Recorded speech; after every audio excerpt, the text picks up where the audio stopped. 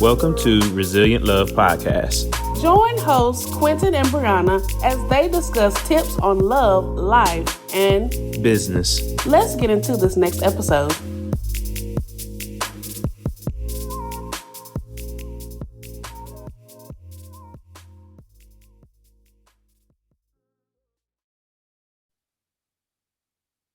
Hello, everybody. Welcome to Resilient Love Podcast. Today, we will have Miss Daphne Wells. Miss Wells, will you introduce yourself to our listeners? Thank you. Yes, love to. Thank you for having me. So I am a business success and freedom coach and numerologist coming to you from the South Island of New Zealand, from where I work with heart-led women around the globe. And I help them primarily, they come to me when they're at a crossroad, and I help them get exactly what they want, which is usually more money, more success, and more freedom to live the lifestyle that they choose for their family. So most of the women who come to me, family is extremely important. And so they want to be able to create what they want for their family. Exactly. And, it's so powerful that you say that, because as newlyweds, we still call ourselves newlyweds, even though it'll be 2 years in July. We definitely want to have that same drive, that same freedom. And I love how you mentioned that on your website. Freedom means you're able to choose. That's what freedom really means. And with that being said, I want to talk about the business coaching, because I love how you have the phrase crack the code. And so when you're cracking the code with your clients, we want to know, what is your success code? We did the assessment too. But what is your success code, and how do you measure success? So how I measure success for me personally? So on that list, I'm a 4 from when you downloaded your thing. Which number did you come out as? 7. 7? Right. And Quentin came out as a 6. Aha. Yes. And look, so, and that list there is very high level, right? So then obviously the next step after you download that is to jump on the free call with me that you also get to work out how that actually shows up for you individually. So interestingly enough, I'm a 4. And if you look at that list, it says that the barrier between me and success will be my second guessing of myself and my decisions, which back a few years ago was definitely me. And, you've looked at my website, you would have noticed on there, my book is called Decide, Choose Your Own Path. And that was like, I didn't realize that was my success code at that stage. I didn't realize I was a 4 and that was what was stopping me. Learning how to make decisions in a way that was aligned for me was part of my growth journey. And then I became a numerologist as well, which is where this success code comes from, right? So this is, and it shows up differently. So I did always second guess myself and my decisions, very much so. And now I don't, because I have the way to make decisions. And you're right, freedom to me is about having the ability to choose anything your heart desires. And so success, I talk about being a business success and freedom coach. And when we talk about business success, for a lot of people, that's making all the money they want and having a great big business. Mm-hmm. Most of the women who come to me have a habit of sacrificing themselves for others. And certainly that's part of my life journey. And so business freedom and success going together means that if you're successful, you're making as much money as you want to be able to make the choices you want, to have that freedom to create the lifestyle you want. The success part is about doing all of that and still being able to live that lifestyle you choose. So no longer sacrificing yourself in the process. Yes. And as women, we definitely put that extra sacrifice. And for our men up here, I know you're listening like, well, what is it in for me? I want you to know when you have a strong woman who's focused and building herself, she can then build her family. And through this success plan, I know personally I've been encouraged because just looking at my own number, I was like, that's me, having that inner conflict Mm. because I believe a lot of times in business we begin to self-sabotage through comparison. And when you compare yourself, you hinder the greatness within you. And so that leads us to kind of talk about another question, just to kind of see what your thoughts are. You want to add to that though? I think it's so true that comparison does kill anything, really, doesn't it? Because we are all so unique. Yeah. And I love how we're talking to you in North Carolina and you're all the way in New Zealand. Success travels. But success is universal. Like, people want success, and women especially, and no disrespect to you, I love men dearly.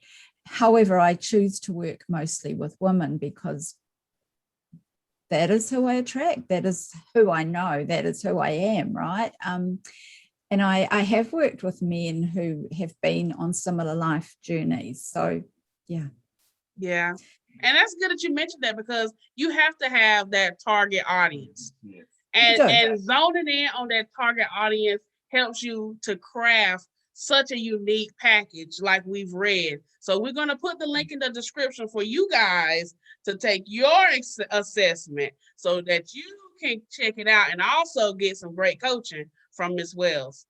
And make sure that you book your free call with me once you've done that, so that we can then look at how you can overcome that, what's stopping your success, right? Exactly. I also think that when you know your target audience, it just seems like it makes your decision making better. Yes. Yes. Yes. So as we go more in depth, how has the pandemic challenged the business world? Did you notice more clientele? Did the pandemic affect your success plan?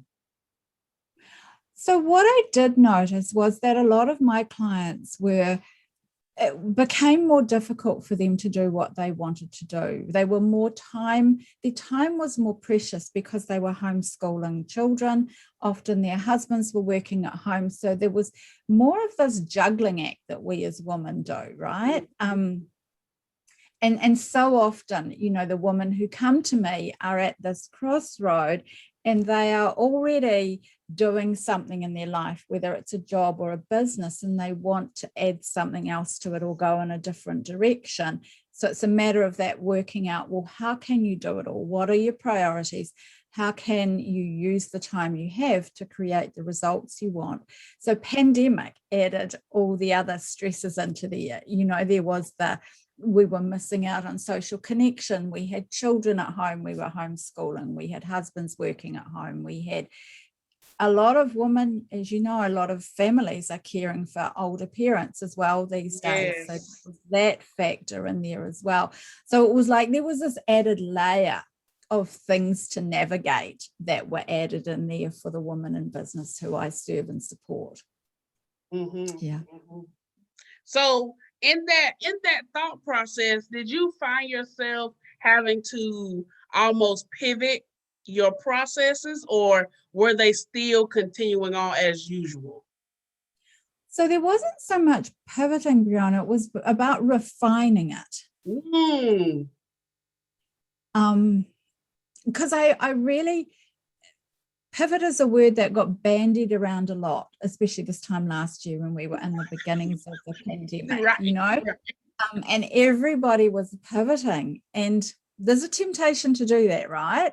And there's also this inner knowing that if what you are doing in your business, in your life, is aligned with who you are, with your values, and with where your vision is for your life to go, then it is more a matter of refining than pivoting, in my personal opinion. Now that was good. I hope y'all caught that. We sometimes jump on these catchphrases, Trending topic. not really zoning in on the actual definition of what we're saying or the messaging of what we're saying. We have to refine our processes. I like that. And for some businesses, if you couldn't, say you were a restaurant and you couldn't physically have people in your building anymore, then you can't overnight become a different business. You can refine what you do in terms of, well, are you allowed to deliver meals to people? Are you allowed to prep restaurant quality meals for people to then complete at home? Yeah. So that you can still continue in some way, shape, or form. I love that. I hope y'all caught that tip from Ms. Wells. Now that I love how you said refine it, because that leads me to this question. Throughout all of the experiences and your interaction with your clients, how has this made you a resilient coach? Oh, very much. I think I believe the more that we work on ourselves and grow ourselves, because I'm a great believer that your business will only grow as much as you do. So it's about working on yourself as much as you do on your business. They go hand in hand. And in that process, you become more resilient because you become more focused on what's really important to you. Wow. And that focus and the alignment means that you are resilient. You can withstand what happens to you when you are so sure of who you are and where you're going. And that, for me, that's one of the reasons that I combine numerology in with coaching, because in numerology, it really helps you to learn and accept and encompass who you were born as, rather than who the world conditions us to be. Because we were all born with a blueprint, a code, an intention, a purpose for our lives. And sometimes that's squashed by our families, even though they love us to pieces, and by society because they want us to be somebody else. You see before you today a confident leader, and yet as a child, I was totally the opposite, because anytime I spoke up about anything, it was squashed. And, now that I know the numerology of my family, I can understand why that happened.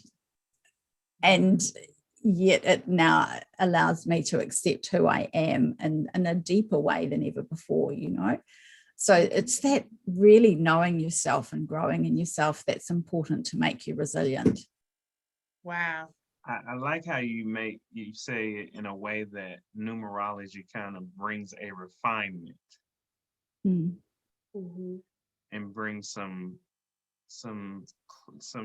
content to who you are, where you come from, kind of brings it together and find your individual being. Yeah, because even if you look at, you as a number 7, Brianna, that, you're in a conflict between your need to be in action as a barrier to your success. And if you don't know, when you don't know that's a go-to thing that you can stop yourself with. It's a way that you will naturally stop yourself.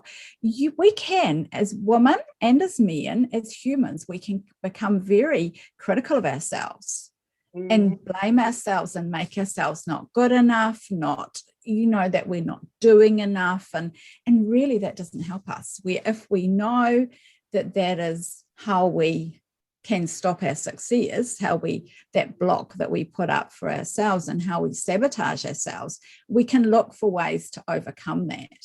And we can know, okay, so that's what I do. What am I choosing to do instead? Wow, right.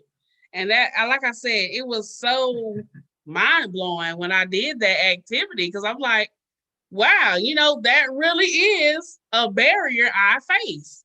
Seriously. So I definitely want to attack it head on. And, in attacking things head on, I want you to share with our listeners a little more about you, because this conversation is great. And I know that they want to actually have that one-on-one opportunity with you. So could you share with our listeners any final remarks and how they can get in contact? Yeah, sure. Love to. So you're going to put the links along with the podcast, aren't you, for where they can get that free gift? Yeah. So you will also get access to a free call with me there. And I'd just love to have conversations with people about this kind of thing and help you move forward. So you can get all of that at my website, daphnewells.com, or you can track me down on social media, find me somewhere and send me a message. And, I love to have these kinds of conversations with people, because I love seeing those ahas in people. Like, you've realized this. And, when we jump on a call together, we can work out, well, what can you do instead? What's the steps you can take so that you know how to circumvent that? And all of a sudden you're away, Yeah, exactly. And I'm walking in my freedom. Because freedom is the ability to choose. And it's that's the ability to choose anything your heart desires, so it's really knowing what your heart does desire, isn't it? And yeah. Exactly. So guys, this has been another great episode of Resilient Love. And we want to say thank you again, Miss Wells, for your time. And give a shout out to everybody in New Zealand for us. And say hi to everyone in Carolina and the US. And thank you so much for having me. It's been a pleasure. Thank you. Thank you.